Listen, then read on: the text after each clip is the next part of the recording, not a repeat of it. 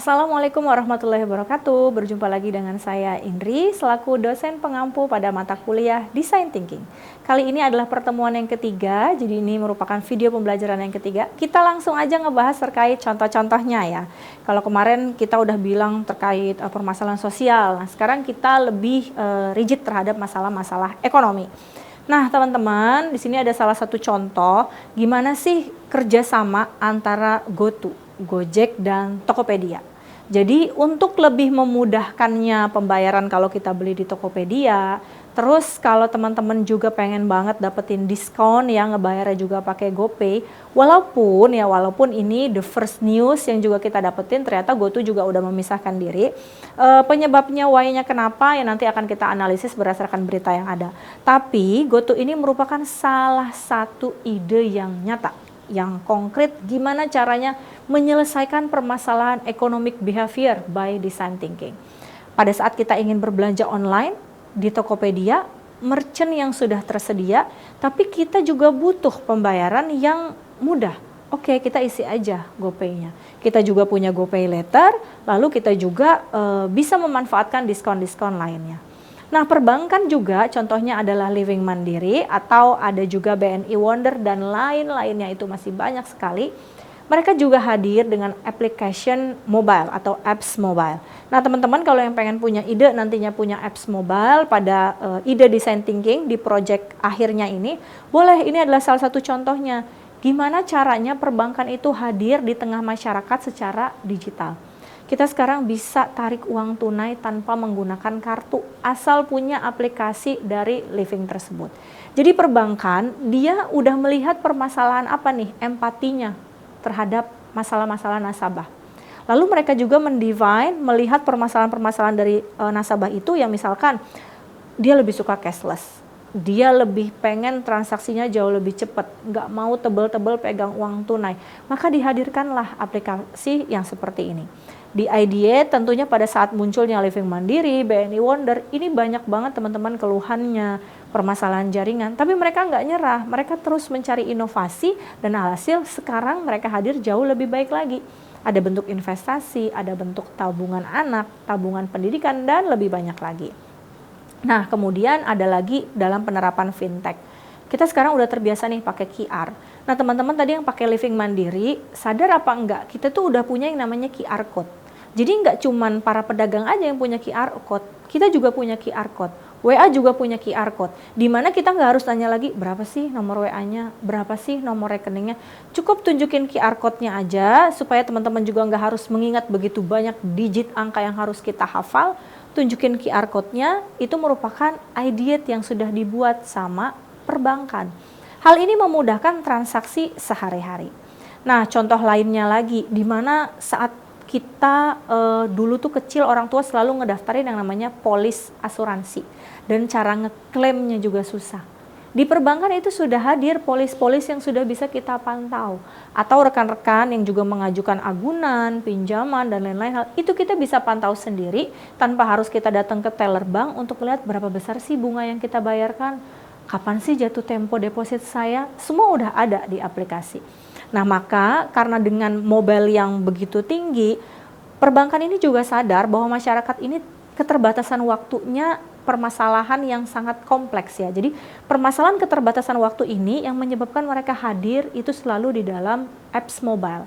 Sehingga apa yang dibutuhkan masyarakat, mereka berharapnya terselesaikan oleh apps mobile tersebut.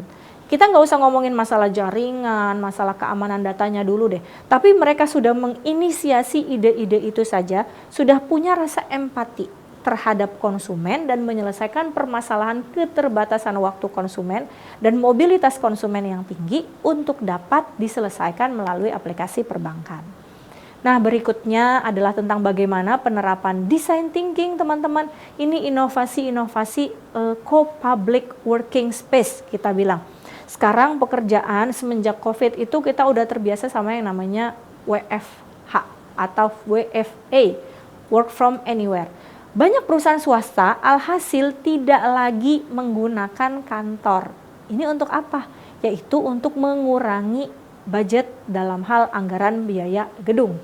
Dan mereka juga mengurangi pembayaran biaya transport karyawan, sehingga sengaja dibuatkan rapat-rapat virtual, ruang-ruang terbuka yang nyaman. Sekarang kalau kita lihat di kafe-kafe, di taman-taman seperti ini tuh udah banyak kafe-kafe yang tersedia ya teman-teman. Ini juga mengakomodir kalau misalnya kita mau kerja, kita ada meeting, kita lapar, di sekitar udah ada tempat jualan makanan yang aman dan nyaman. Nah, kemudian ada contoh lainnya dari penerapan design thinking yang based on the consumer behavior adalah sepatu.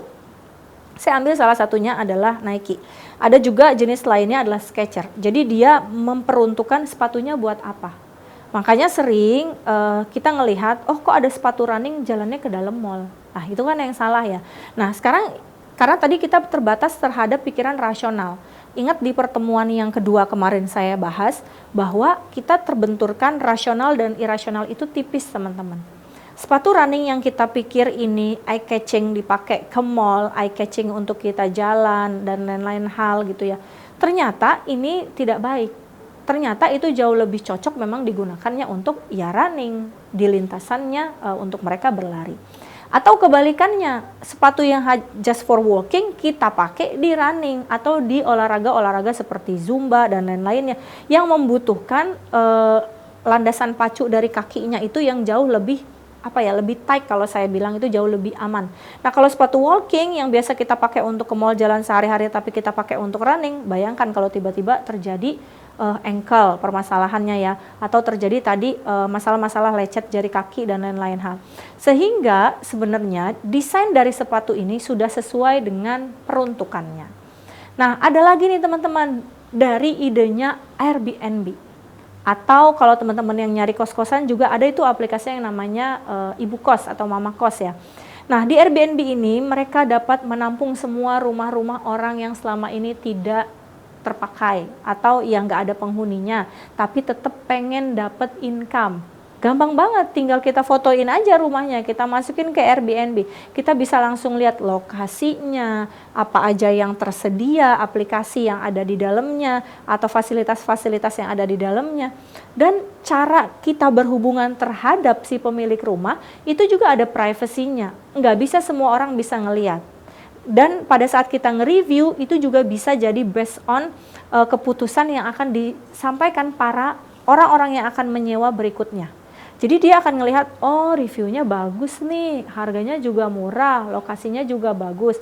Bahkan di Airbnb ini juga menawarkan sekarang host teladan gitu ya kalau kita lihat. Nah teman-teman, jadi teman-teman bisa lihat bahwa sekarang teknologi itu udah masif, udah semakin mempunyai engagement yang semakin tinggi terhadap kita para konsumen.